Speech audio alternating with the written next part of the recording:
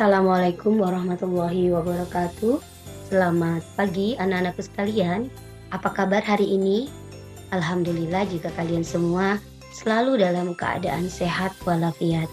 Anak-anakku tetap sehat agar kita bisa melakukan aktivitas seperti sedia kala anak-anak ya. Namun sebelum kita belajar pada hari ini, marilah anak-anak kita berdoa terlebih dahulu, berdoa menurut agama dan kepercayaan kita masing-masing. Berdoa dimulai.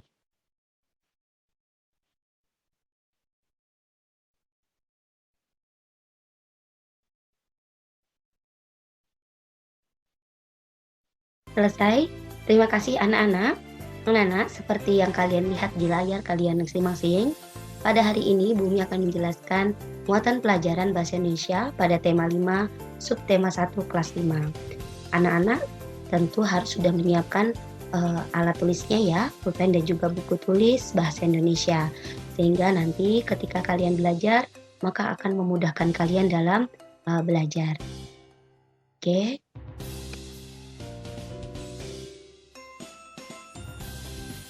Adapun materi pembelajaran kita pada pagi ini yaitu menjelaskan informasi penting dalam teks non-fiksi, kemudian menentukan ide pokok dalam teks non-fiksi, menentukan ide pokok, dan informasi penting yang didengar, membuat teks ringkasan non-fiksi, menguraikan informasi penting dalam bentuk peta pikiran, mempresentasikan informasi dalam bentuk peta pikiran yang telah dibuat. Anak-anak, materi ini sebenarnya udah dibahas ya di awal, kalian tinggal mengulas saja. Namun untuk mengingatkan itu, kalian tetap harus memiliki catatan sehingga kalian memudahkan kalian dalam belajar. Oke, kita mulai dari teks non-fiksi ya anak-anak ya. Nah, apa sih teks non-fiksi? Teks non-fiksi itu adalah teks yang berisi informasi berdasarkan fakta atau khayalan ya. Itu teks non-fiksi. Sedangkan fiksi sendiri itu adalah khayalan, non-fiksi itu artinya tidak khayalan ya. Jadi non-fiksi berarti sesuai dengan tidak khayalan atau berarti kenyataan atau fakta ya. Itu adalah non-fiksi. Jadi fiksi itu khayalan, berarti non-fiksi itu fakta. Jadi teks non-fiksi adalah teks yang berisi informasi berdasarkan fakta atau kenyataan. Nah, apa saja yang termasuk contoh dari teks non-fiksi ya? Jadi contoh teks non-fiksi antara misalnya esai anak-anak ya, jurnal ya, yang termuat dalam koran ya. Contohnya ini ada Kompas, ada Bobo, kemudian jurnal tentang sejarah atau ilmiah, biografi serta karya sastra ya. Ini contoh adalah teks itu bacaan anak-anak ya, teks non-fiksi ya. Nah, ini adalah contoh tadi yang Bung sampaikan, contoh dari teks non-fiksi ada esai, jurnal tentang sejarah atau ilmiah, biografi, dan juga karya sastra. Nah, ini adalah contoh bacaan tentang fakta yang berisi fakta atau kenyataan ya. Nah, bagaimana cara menggali informasi pada teks non-fiksi? Nah, jadi ketika kita ingin menggali atau ingin menemukan informasi pada teks non-fiksi, tentu langkah yang harus kita lakukan adalah dengan cara membaca secara seksama ya anak-anak ya. Jadi harus dibaca dulu, kemudian setelah itu kita mungkin kalau ada pertanyaannya menjawab pertanyaan sehingga lebih mematangkan kita, lebih memberi penajam ya anak-anak ya, pemahaman, lebih memahamkan kita akan informasi apa yang terdapat pada teks non-fiksi. Nah, seperti itu ya. Nah, kemudian kita lanjutkan ke ide pokok ya, ide pokok pada teks. Materi ini ada di pembelajaran 2 anak-anak ya, di subtema 1 tema 5. Jadi ide pokok. Nah, anak-anakku sekalian, tadi barusan Bu Umi jelaskan tentang teks non-fiksi ya. Jadi teks non-fiksi tadi adalah ya teks yang berisi kenyataan atau fakta. Nah, biasanya itu terdapat informasi tentang suatu kejadian berdasarkan fakta yang sedang terjadi ya, yang disusun dalam konsep-konsep teks non-fiksi. Jadi yang sudah misalnya teks non-fiksinya tentang musibah kebanjiran ya, atau tentang yang baru-baru saja Nana kita dengar kecelakaan dari dari sebuah kendaraan gitu ya, yang merenggut nyawa misalnya. Nah itu adalah teks non fiksi ya Nana ya. Nah selain dengan menggali informasi ya, konsep-konsep teks fiksi dapat diketahui dengan menentukan ide pokok teks ya, ide pokok teks dari setiap paragraf ya. Jadi kita cari ide pokoknya ya. Jadi kita cari ide pokoknya yang terdapat pada teks non fiksi. Nah, teks non fiksi ide pokok teks itu adalah inti permasalahan dari suatu teks. Jadi intinya apa? Dia ngomongin apa? Misalnya ngomongin masalah kecelakaan. Berarti mungkin nanti penguarannya adalah misalnya kendaraan ini berangkat dari jam ini sampai jam ini, kemudian kendaraannya berisi ini, pada pukul sekian terjadilah kecelakaan. Nah, jadi inti permasalahan atau ide pokoknya adalah terkait dengan kecelakaan dalam sebuah kendaraan gitu ya. Ini adalah ide pokok teks ya anak-anak ya. Nah lalu nama lain dari ide pokok, anak-anak jangan bingung ya ketika kalian menemukan namanya pokok pikiran, pikiran utama, gagasan pokok. Ini adalah ide pokok ya, nama lain dari ide pokok, semuanya sama ya, nama lainnya saja. Jadi ide pokok itu sama dengan pokok pikiran, sama dengan pikiran utama, sama juga dengan gagasan pokok. Jadi merupakan inti ya dari permasalahan ya, inti dari permasalahan permasalahan dari suatu teks gitu ya. Nah ini adalah nama lain dari ide pokok. Nah kemudian bagaimana menentukan ide pokok dalam teks non fiksi?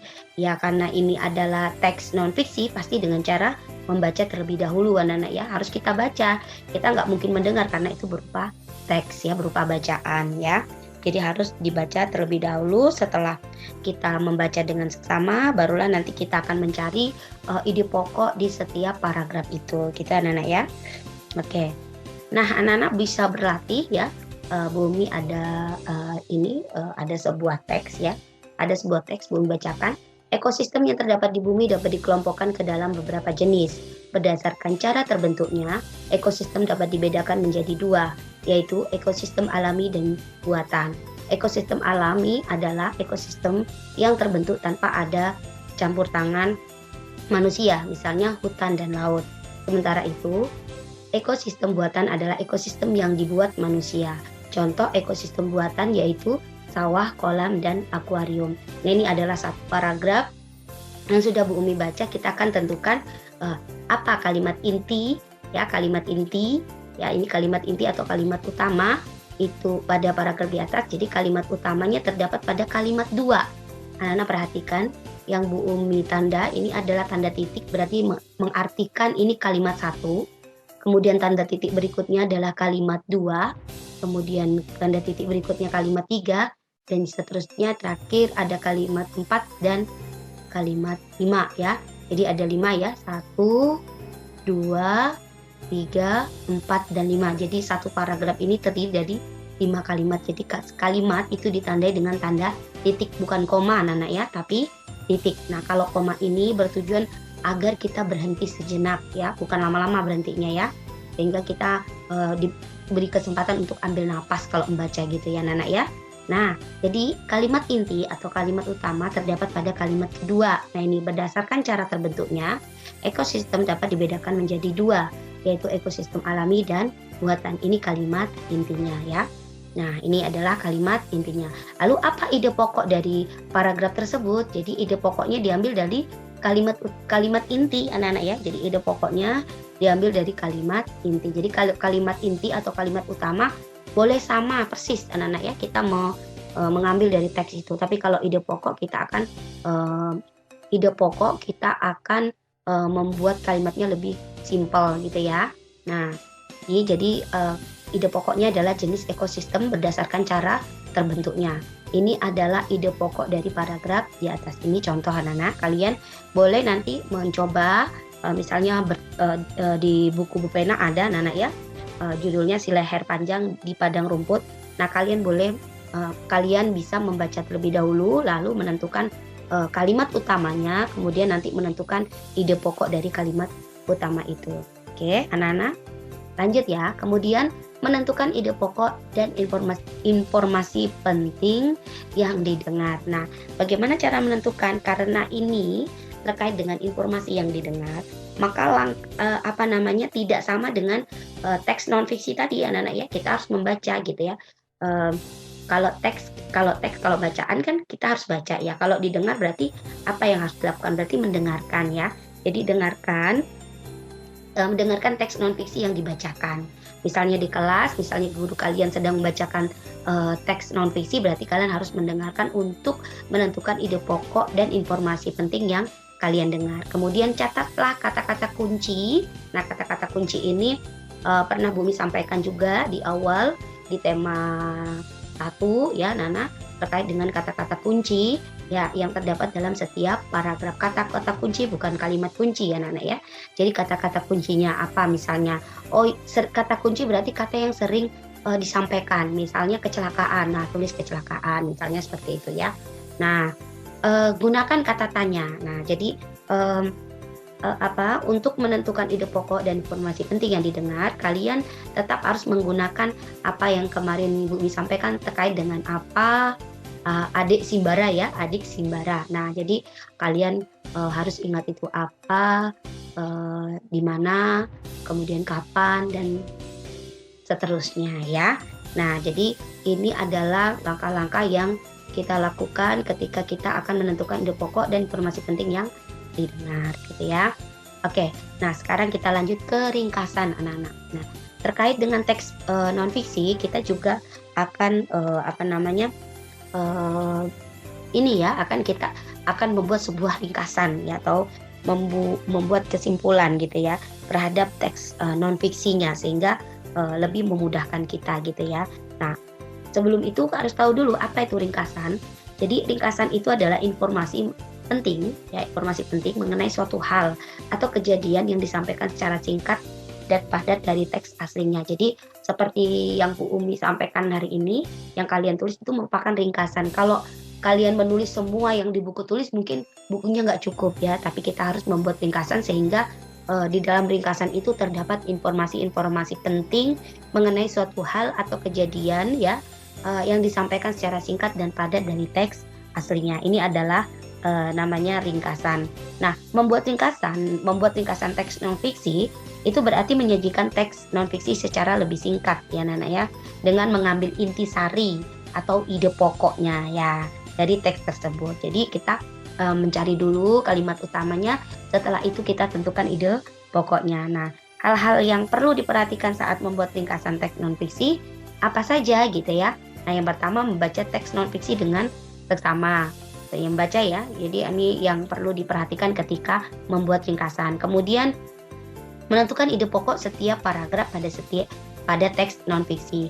Menyusun ide pokok tersebut ke dalam beberapa kalimat menggunakan bahasa sendiri ya, sesuai dengan isi teks non fiksi. Jadi dengan bahasa sendiri ya, tidak bahasa orang lain. Jadi karena kalian yang membaca gitu ya. Kemudian memperhatikan pemilihan diksi. Pemilihan diksi itu pemilihan katanya dan juga ejaan sesuai dengan ejaan yang disempurnakan atau sesuai dengan KBBI ya Nana ya, Kamus Besar Bahasa Indonesia. Jadi tidak boleh menggunakan bahasa-bahasa daerah ya, harus sesuai dengan pemilihan diksi dan juga EYD-nya ya. Oke, ini adalah hal-hal yang perlu diperhatikan ketika membuat ringkasan teks non fiksi. Nah, oke ya.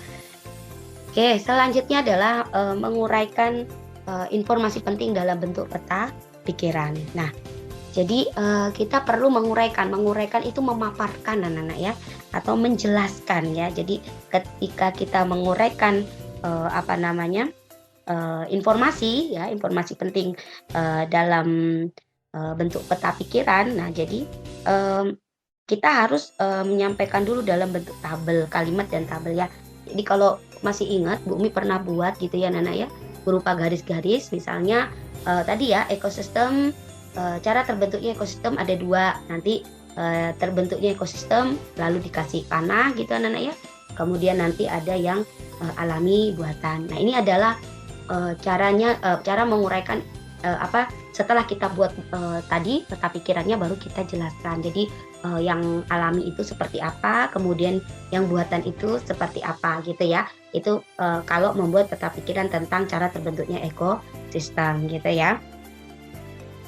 Nah, kita perlu menggunakan juga anak-anak yang dalam membuat peta pikiran ini ya, menguraikan menggunakan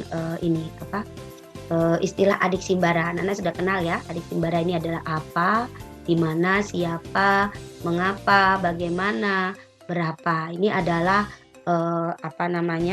kata tanya yang kita gunakan dalam menguraikan informasi penting dalam bentuk peta pikiran gitu ya.